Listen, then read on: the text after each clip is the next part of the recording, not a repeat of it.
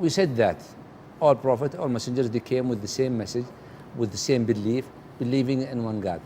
So do you mean that God has no son, he has no partner, he has no wife, or there's exceptional cases? تفضل.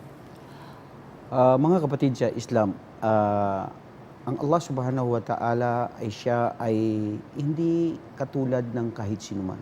Sabi niya sa Quran, laysa kamithlihi shay' wa huwas sami'ul basir. Siya ay walang katulad sa anumang kanyang mga nilikha.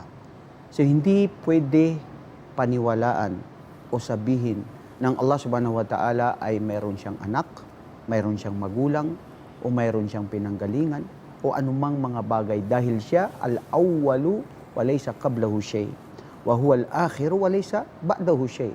Siya ang nag-iisa na una na wala pang nauna sa kanya, at siya ang magiging panghuli pag nagunaw na ang mundo at wala pang pinakapanghuli na susunod sa kanya maliban na lamang sa siya.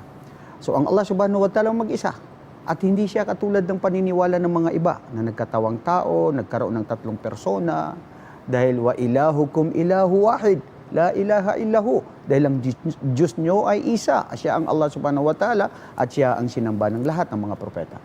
Wahid, ya Sheikh. Ma fi laysa kamithil ba'd al-adyan. إذن هنالك آية, we have a verse in the Quran, Allah subhanahu wa ta'ala, قل لو كان فيهما آلهة غير الله لفسدتا. So if there would be more than one God, so this would be corrupted. The heaven, the skies, and the earth will be corrupted. Because why? لذهب كلا بمعنى.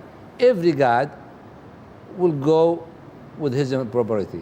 So it's never exists or comes to mind that there is more one God. يعني يستحيل أن يكون هنالك يا شيخ أكثر من إله، لا يقبلها العقل يا شيخ.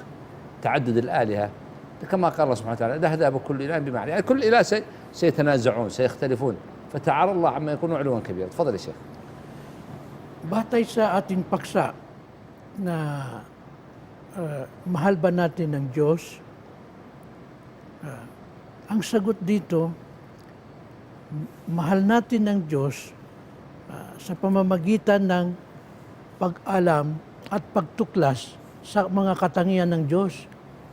Ang katangian ng Diyos ay iba sa katangian ng kanyang mga nilalang.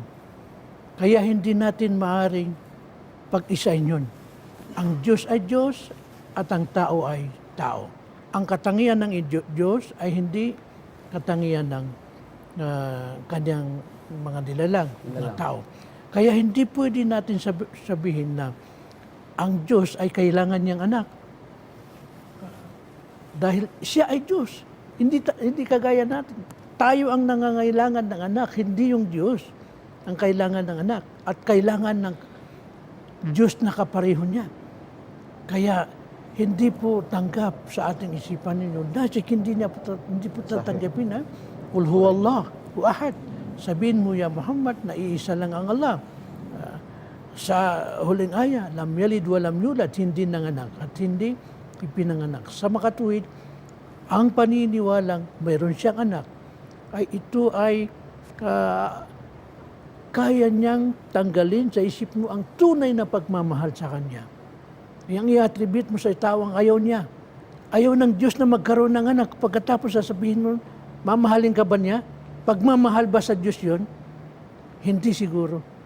Kaya yan po ang dapat natin